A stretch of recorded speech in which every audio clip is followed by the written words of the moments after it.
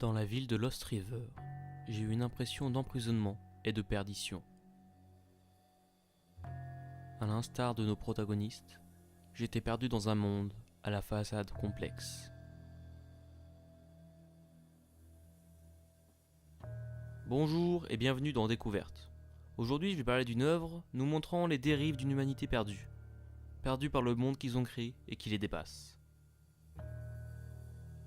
Ces gens pour qui le monde est devenu un endroit hostile et où ils se sentent perdus à l'intérieur d'une prison. Je vais parler du film Lost River, sorti en 2014, réalisé par Ryan Gosling. Dans ce film, l'un des protagonistes serait la ville. Ville ayant besoin d'aide, ce choix montre les dégâts de la crise économique qui l'a touché. Et depuis, cette ville se perd.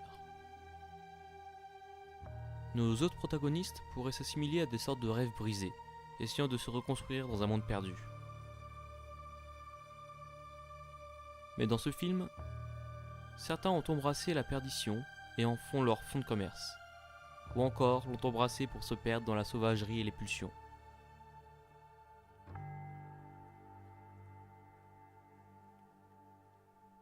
Ici, la photographie et la réalisation sont tous deux impressionnants, et arrivent à donner l'ambiance si particulière qui sert à merveille les propos du film, et nous montre alors avec grâce la perdition d'une ville à l'abandon.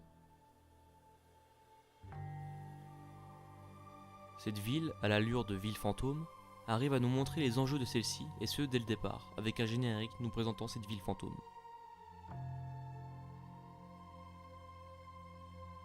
Pour souligner à quel point nos protagonistes sont perdus, on nous plonge dès le début dans une aventure dans laquelle on ne connaît ni les tenants, ni les aboutissants, ni ce qui se déroule ici. La seule chose qu'on sait, c'est que cette ville ressemble à un fantôme perdu.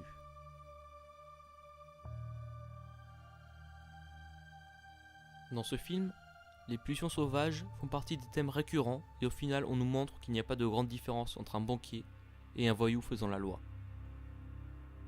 Ces deux personnages à l'apparence et à la façade très différentes se ressemblent en fait beaucoup dans le fond. Ces deux personnages ont tous deux embrassé leur pulsion et leur sauvagerie.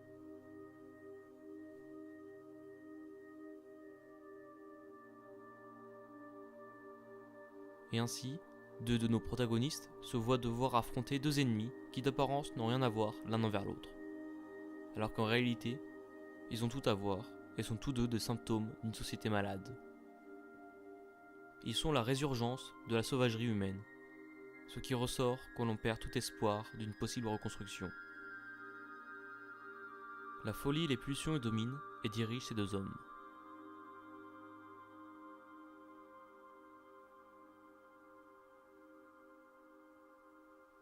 Ce film nous parlera aussi de famille en montrant leur combat, parlera aussi d'amour, et parlera aussi d'argent et des problèmes que celui-ci occasionne chez nombre de personnes.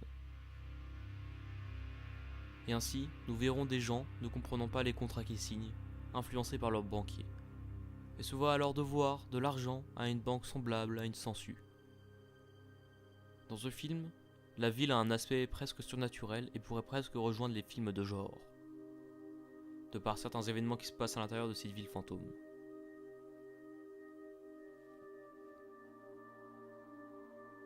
Ce film est un combat pour la survie et contre la folie des hommes, se passant dans une ville fantôme où les gens sont en perdition à l'intérieur d'une prison, qui se sont créés eux-mêmes en ne sortant pas de celle-ci.